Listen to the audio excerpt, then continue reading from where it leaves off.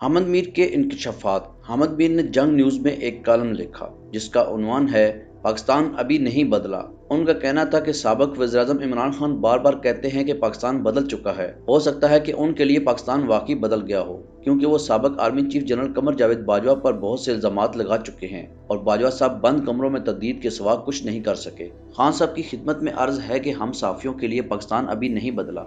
जब इमरान खान वज़ीर-ए-आज़म थे तो उनका मातहत इदारा एफ आई ए बगैर किसी मुकदमे के हुकूमत पर तनकीद करने वाले साफियों को अगवा कर लेता था। आजकल शहबाज शरीफ वज़ीर-ए-आज़म हैं और FIA साफियों के खिलाफ वही कुछ कर रहा है जो इमरान खान के दौरे हुकूमत में होता था। FIA ने गुज़िश्ता हफ्ते एक सहाफ़ी शाहिद असलम को गिरफ्तार किया और इस्लामाबाद की एक अदालत से उनका 2 रोज़ा जिस्मानी रिमांड भी हासिल किया। शाहिद असलम पर इल्ज़ाम है कि उन्होंने फेडरल बोर्ड ऑफ रेवेन्यू से साबिक army chief general Qamar Javed Bajwa के असासों के मुतल्लिक इंफॉर्मेशन हासिल करके एक सहाफ़ी अहमद नूरानी को फराहम की।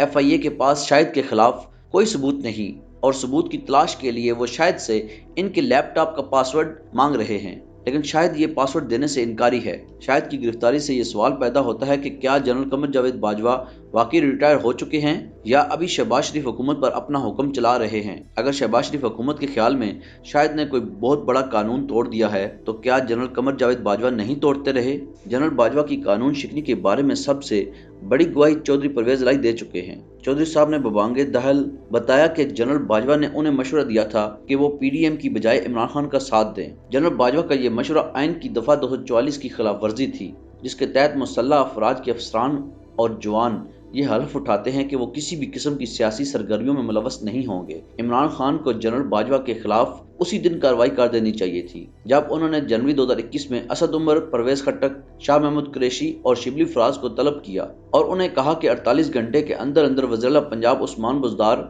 और वज़ीर-ए-आज़म के प्रिंसिपल सेक्रेटरी आजम खान को तब्दील कर दिया जाए। असद उमर ने फौरी तौर पर जनरल बाजवा का ये गैर आईनी पैगाम खान साहब को पहुंचा दिया, लेकिन उन्होंने आर्मी चीफ की वार्निंग को नजरअंदाज कर दिया और बाद अज़ां उन्हें मुद्दत मुलाजमत में तोसी की पेशकश करके राजी करने की कोशिश करते रहे। शहबाज शरीफ के पास भी जनरल बाजवा की सियासत में मुदाखलत और मार्शल लॉ की धमकियों के कई सबूत और गवाह मौजूद हैं, लेकिन इमरान खान की तरह वो भी सिर्फ साफियों को जेलों में डालकर अपनी हुकूमत का रौब जमाने की कोशिश कर रहे हैं। शहबाज शरीफ काबीना के एक अहम वजीर ने मुझे कहा कि शाहिद असलम का तल्लक एक ऐसे टीवी चैनल से है जिसने आप पर गद्दारी और तौहीन रसालत जैसे बेबुनियाद इल्जामात लगाए। ऐसे टीवी चैनल से वाबस्ता सहाफ़ी की खातर आप हमसे लड़ाई क्यों मोल लेते हैं। मैंने वजीर साहब को बताया कि इमरान खान के दौर में जब भी किसी सहाफ़ी पर नाजायज मुकदमा बनाया, उसे अगवा किया गया तो हम नताइज की परवाह किए बगैर हुकूमत पर भी तनकीद करते थे और हुकूमत से ज्यादा ताकतवर अफराद पर भी तनकीद करते थे। इसीलिए जनरल बाजवा और जनरल फैज ने मिलकर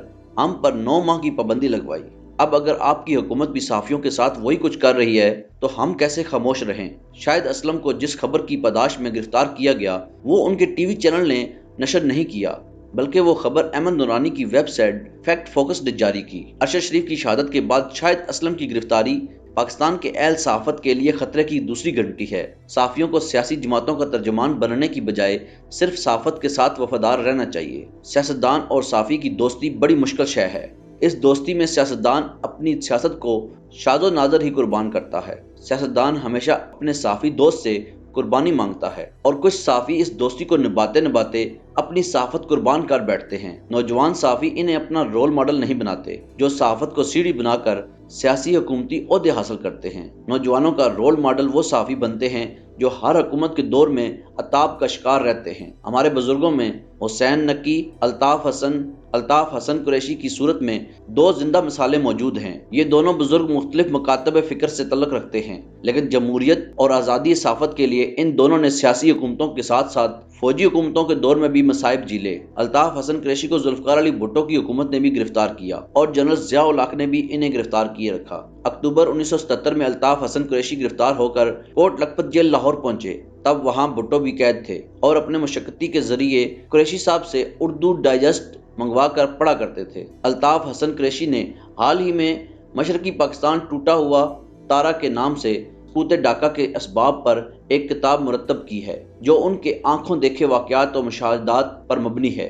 इस किताब में उनकी 1969 की एक तहरीर के ये अल्फाज 2023 में भी बड़े अहम हैं। लिखते हैं, मुल्क का दस्तूर चाक कर देना ملک سے غداری کے مترادف ہے۔ جو شخص ناموس دستور پر ہاتھ ڈال سکتا ہے اس کے نزدیک ہر ناموس بے وقت اور بے وقار ہے۔ اس کتاب کا اختتام ان الفاظ پر ہوتا ہے: سیاسی قیادت ہو یا فوجی قیادت، اس کے ذاتی کردار اور مشاغل پر گہری نگاہ رکھنی چاہیے۔ پاکستان کے اہل صحافت کو ناموس دستور پر ہاتھ ڈالنے والے سیاسی اور غیر سیاسی عناصر پر گہری نگاہ رکھنی چاہیے اور ان افراد یا اداروں کے خلاف متحد ہو کر مزاحمت کرنی چاہیے جو شاہد اسلم کو تو قانون کا مجرم سمجھتے ہیں لیکن جنرل باجوہ کے سامنے قانون کی گردن جھکا دیتے ہیں۔ پاکستان اس دن بدلے گا جب ملکی قانون شاہد اسلم اور باجوہ کے لیے برابر ہوگا۔